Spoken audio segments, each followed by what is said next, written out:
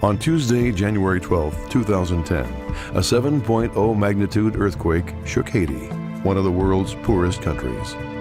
Most of the buildings in the capital city of Port-au-Prince have been destroyed, leaving 2 million people homeless and without access to clean drinking water, food, or medical aid.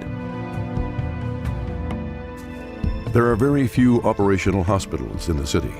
Most of those injured cannot get medical treatment. Many streets remain blocked by collapsed buildings, while shortages of equipment and fuel are hampering rescue and recovery. A U.S. military source estimates the number of dead at more than 150,000. Already 70,000 have been buried.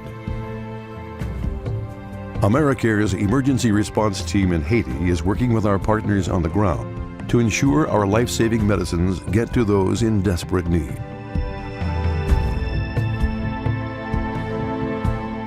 Americares' first airlift of over $6 million of medicines and medical supplies has arrived in Port-au-Prince.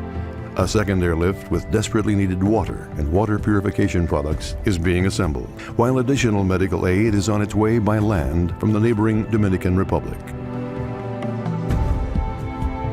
Americares has a long history of providing assistance to the people of Haiti, $145 million in aid since 1984. Americares has pledged $15 million worth of aid for the people of Haiti affected by this earthquake. Every moment counts. Please help make a life-saving difference in Haiti by acting now.